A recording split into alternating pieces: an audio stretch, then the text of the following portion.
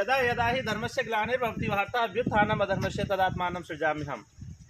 ये महाभारत का ये श्लोक आपने सुना होगा, और वो महाभारत के रचयिता श्री कृष्ण के जो सबसे प्रिय या प्रिय जू कह सकते हैं, श्री राधा जी के गांव हम बरसाना में आए हैं। बरसाना के पास में ये रमेश बाबा की गौशाला है, गौ साम्राज्य कह सकते हैं। और मैं अब आपको यहाँ के गौशाला और गाय साम्राज्य के बारे में कुछ विस्तार से चर्चा करूँगा आपके साथ। ये आप देख सकते हैं हमारे साथ टीम में ये हमारे साथीगण आए हैं, ये विकास बाबू जी हैं, और ये आपको बहुत अच्छी अच्छी चीज़ें अभी आपको देखने को मिलेंगी। आप देख सकते हैं दूर तक गायों का साम्राज्य है। यहाँ ऐसा बताया जाता है कि ये विश्व की सबसे बड़ी गौशाला के रूप में स्थापित है। यहाँ पर ये लगभग 1 लाख गायों की व्यवस्था है। वर्तमान में यहाँ 60,000 गायें इस समय मौजूद हैं। और आप देख सकते हैं कि जो दुधारू गाय हैं उनकी व्यवस्था अलग की गई हैं, और जो गायें जो गाय सेवा के उद्देश्य से उनको अलग रखा गया है, जो बूढ़ी हैं उन गायों को अलग रखा गया है। तो इसी प्रकार विभिन्न प्रकार की यहाँ व्यवस्थाएं की गई हैं। और आप देख सकते हैं कि महाराज जी ने कितनी अच्छी व्यवस्थाएं की हैं, चारा मिलाने से लेकर चारा डालने तक और गोबर उठाने तक, कैसे सब आधुनिक मशीनों का यहाँ उपयोग किया जा रहा है। आप देख सकते हैं कितनी गाय यहाँ पर उपलब्ध हैं, और बहुत दूर दराज से लोग आते हैं यहाँ पर। उत्तर प्रदेश के माननीय मुख्यमंत्री जी योगी आदित्यनाथ जी भी यहाँ पर इन्होंने भ्रमण किया था, क्योंकि गाय हिंदू धर्म के लिए सबसे पवित्र मानी गई हैं, और गायों की सेवा को एक हम लोग दान और पुण्य कार्य के रूप में देखते हैं।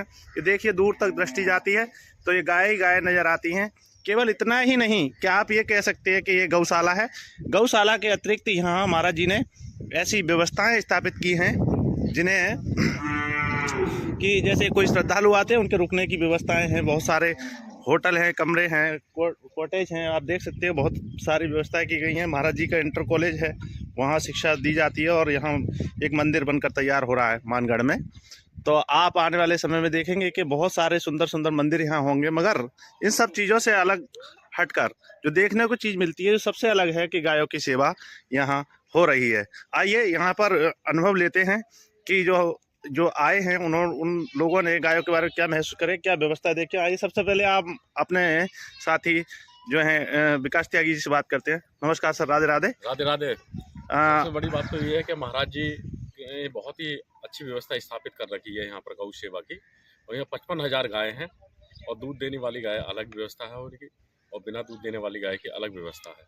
अच्छा। और यहाँ जो है ऑर्गेनिक, सारी चीज़ें ऑर्गेनिक मिलेंगी आपको, और पानी का स्वाद ही अलग है यहाँ का जो है। अच्छा, मैं एक प्रश्न यहाँ से लूँगा कि रमेश बाबा जी के बारे में कुछ हमें आप संक्षेप में बताएं, और उसके बाद मैं अगला प्रश्न आपसे लूँगा। बहुत ही सहज और स्वभाव के महान हैं, और बहुत ही सुंदर उनका जो है विचार है। और उनके जीवन के बारे में यदि आपको कुछ ज्ञात हो तो आप। मैं तो ज़्यादा नहीं कह सकता महाराज जी के बारे में, सुना है, थोड़ा सा महसूस करा है। महाराज जी बहुत दयालु प्रवृत्ति के हैं, और जो यहाँ आसपास के क्षेत्र वाले हैं उनके लिए तत्पर रहते हैं।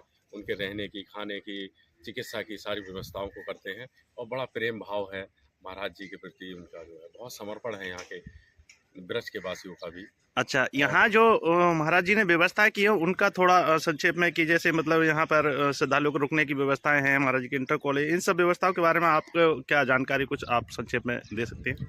मुझे जो यहाँ महसूस करा है, जानकारी जो दी गई है यहाँ पर, तो ये बताया गया है कि महाराज जी जो है यहाँ गौ सेवा की बहुत सारी व्यवस्था स्वयं ही अपने संरक्षण में जो है देखभाल कर रहे हैं।